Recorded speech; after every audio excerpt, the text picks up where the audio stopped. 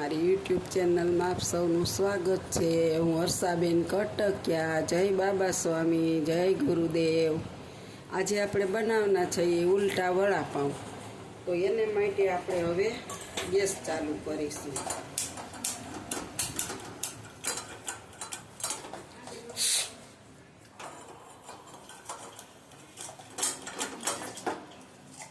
Gas ચાલુ કરી દીધો છે તો તમે જોઈ શકો।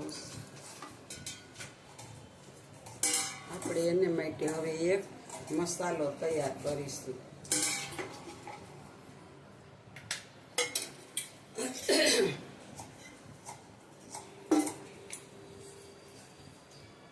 આપણું તેલ ગરમ થવા આવી ગયું છે તો હવે આપણે એની અંદર જીરું નાખીશું।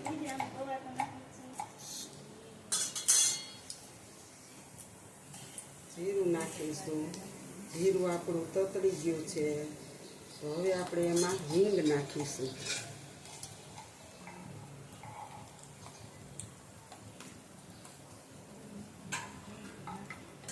હવે આપણી હિંગ પણ સતળાઈ ગઈ છે, જોઈ શકો છો। અને જીરું પણ। હવે આપણે આદુ, લસણ, મરચાંની પેસ્ટ નાખીશું 1 ચમચી ભરી।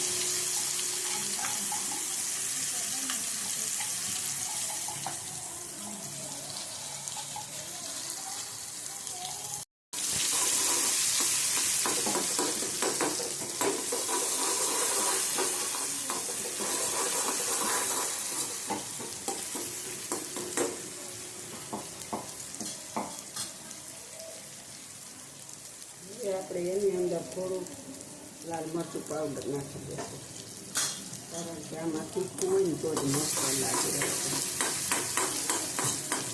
હવે આપણે આમાં ડુંગળી નાખી દઈશું।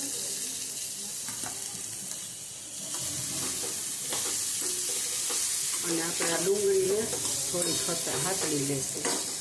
જોઈ શકો છો। આની અંદર નિમક નાખીશું, જોશે તો વધારે નાખશું આપણે। અને આને આપણે મસ્ત પાતળી લઈશું થોડીક વાર।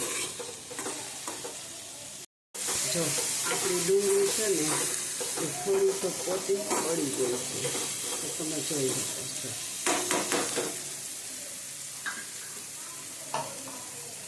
હવે આપણે એની અંદર થોડુંક હળદર પાવડર નાખી દઈશું,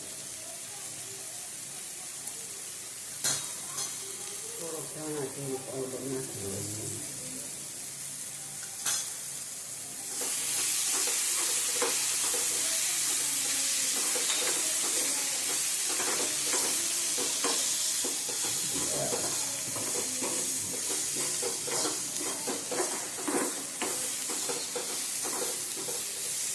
હાલો, હવે આપણે એટલી જ આને સાતળવાની છે, બહુ નથી સાતળવાની, કારણ કે આવું રાખીએ ને તો જ આનો ટેસ્ટ મસ્ત આવે છે। એટલે આપણે આ ડુંગળી એટલી અડધી સતળાઈ જાય, અડધી ઓલી રાખવાની।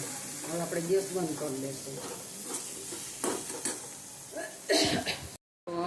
હવે આપણે આ 500 બટેટા બાફ્યા છે, એને આપણે થોડાક છૂંદી લેશું, મિક્સ કરી લેશું।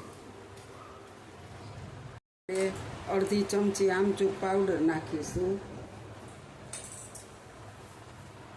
અને હવે આપણે જે આ મસાલો વઘાર્યો હતો ને, લસણ, આદુ, મરચાં, ડુંગળી, એ બધો અંદર નાખી દઈશું।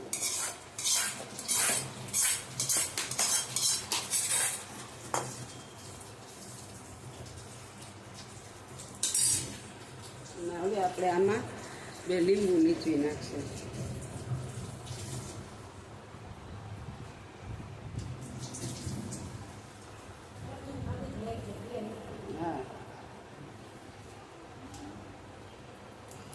આપણે આવી રીતના લીંબુ પણ નીચવી નાખશું, હજી એક ફાડું।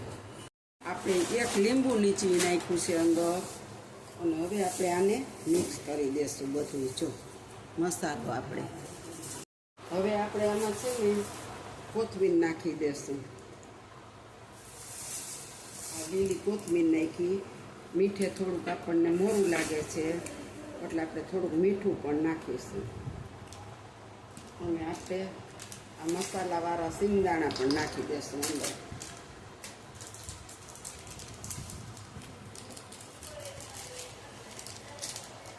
એ નાખી દીધો અને હવે આપણે આને ફરીથી મિક્સ કરી લેશું. હવે આપણે છે ને થોડીક ખાંડ નાખીશું 1 ચમચી જેટલી, એટલે થોડુંક બેલેન્સ થઈ જાય. આપણે 1 લીંબુ નાખ્યું અને આમચૂર પાવડર નાખ્યો 1 ચમચી, એટલે આપણે થોડીક ખાંડ નાખીશું. જોકે ચટણી પણ ખાટી મીઠી હોય એટલે. અને હવે આપણે નાખીશું ગરમ મસાલો.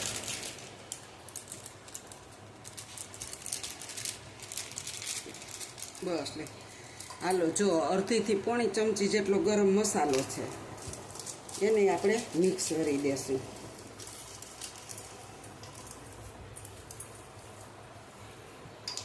આપણો ઉલટા પાવનો મસાલો તૈયાર થઈ ગયો, તમે જોઈ શકો છો. જો હવે આપણે આગળ પ્રોસીજર કરશું. હવે જો આપણે પાઉં લીધા છે અને આપણે ઉલટા પાઉં બનાવવાના છે, તો એને આપણે આવી રીતના ચેકો મારવાનો છે અને 2 આવી રીતના ભાગ કરી લેવાના છે. પછી આપણે એની અંદર નાખવા માટે 1 લાલ લસણ મરચાંની મીઠું નાખેલી ચટણી બનાવી છે અને 1 આપણે આંબલી અને ગોળનું પાણી બનાવ્યું છે એક બાજુ નાખવા. તો આપણે ઉલટા પાઉં ભરશું, તમને હું દેખાડું. હવે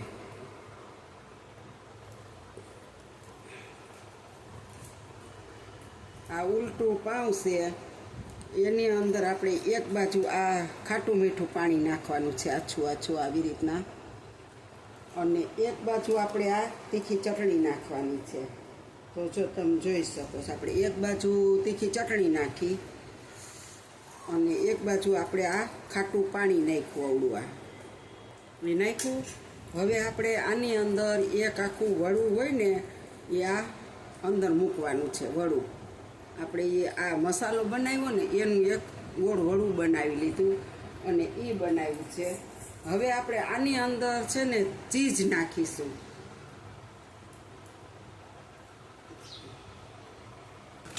જો તમે જોઈ શકો છો, આપણે આની અંદર ચીઝ ભરવાનું છે આવી રીતના બધાય ઉલટા વડાપાઉંની અંદર આવી રીતના કરી પછી આપણે આને તળશું. હવે આપણે આ બીજું એક વડાપાઉં બનાવીશું. તો જો એની અંદર આપણે આવી રીતના એક બાજુની સાઈડ ખાટું મીઠું પાણી નાખવાનું છે અને એક બાજુ આપણે આ તીખું પાણી બનાવ્યું છે ને એ નાખવાનું છે આવી રીતના. તો જ આનો સ્વાદ આવે છે. અને હવે એની અંદર આપણે આ વડું બનાવી આવી રીતના અને તળ્યા વિનાનું ઉલટા પાઉંની અંદર આ મસાલાનું આમ વડાની જેમ બનાવી અને આમ વચારે મૂકી દેવાનું.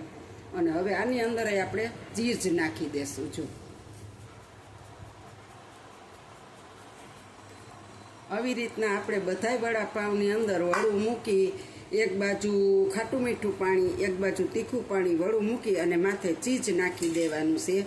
આપણે આવી રીતે બધાય વડાપાઉંને ભરી લેશું. જો આપણે તેલ મૂકી દીધું હતું, આપણું તેલ આવી ગયું છે અને હવે આપણે આ ઉલટા વડાપાઉં તળવાના આખે આખા. જો તમે જોઈ શકો છો, આપણે આવી રીતના બધાય તળી લેશું. હવે આપણે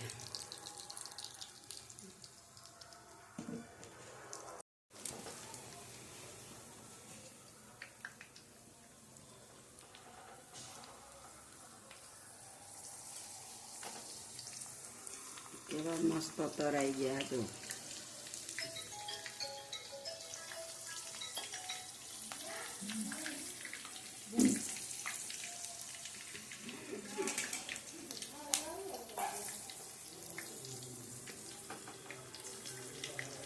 જો આપણે આવી રીતે આમાં કાઢી લેશું.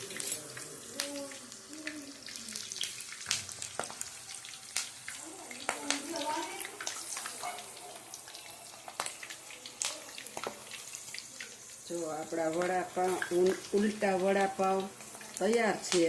જો જરાય તેલય નથી પીધું અને કેટલા મસ્ત થઈ ગયા છે. અને સાથે આપણે મરચાં પણ તળ્યા છે. જો તમે જોઈ શકો છો.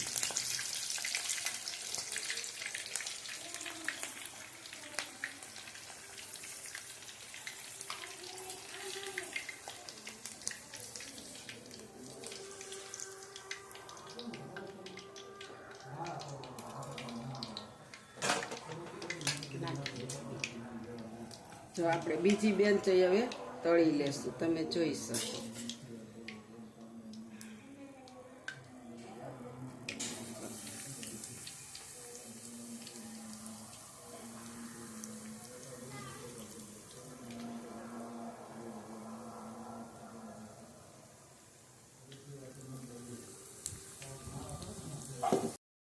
જો આપણી બીજી બેન્ચ પણ તળાઈ જવા આવી છે. જો તમે જોઈ શકો છો, મસ્ત. જો ફૂલીને દડા જેવા મસ્તીના બની ગયા. હવે આપણે એને પણ કાઢી લેશું આવી રીતના.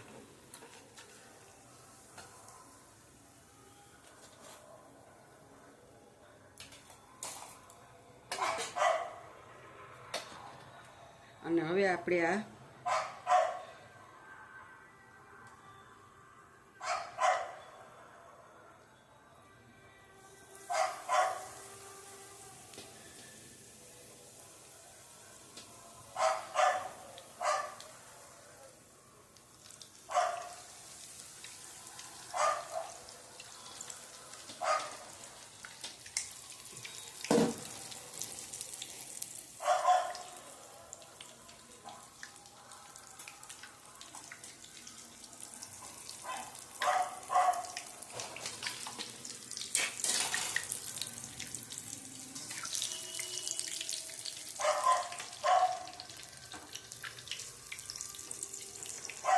આપણા ત્રીજી બેન્ચ પણ આપણી તળાઈ ગઈ. અને આપણે જો ઘણા બધા વડાપાવ કર્યા છે, આ બધા એવી રીતે આપણે તળી લેશું. તો તમે જોવો છો, જો આ મારી વડાપાવની રેસીપી તમને સારી લાગે તો લાઈક કરજો, શેર કરજો, બે લાઈક બટન દબાવવાનું ભૂલતા નહીં. અને આવજો અને કોમેન્ટમાં લખજો કે આ તમને રેસીપી કેવી લાગી. અને આ તમને બનાવજો, કોમેન્ટમાં લખજો કે કેવા લાગે છે. બહુ મસ્ત બને છે. હાલો, આવજો. જય બાબા સ્વામી, જય ગુરુદેવ. સારા લાગે તો લાઈક શેર કરજો, બે લાઈક બટન દબાવવાનું ભૂલતા નહીં. આવજો. આપણી ડીશ તૈયાર થઈ ગઈ છે. જો તમને નજીકથી બતાવું કે કેટલી મસ્ત અંદર લુક આવે છે, તો તમે જોઈ શકો છો મસ્તીની. હાલો બધાય જમવા. આજે આપણે ઉલટા વડાપાઉં બનાવ્યા છે. સારું, આવજો.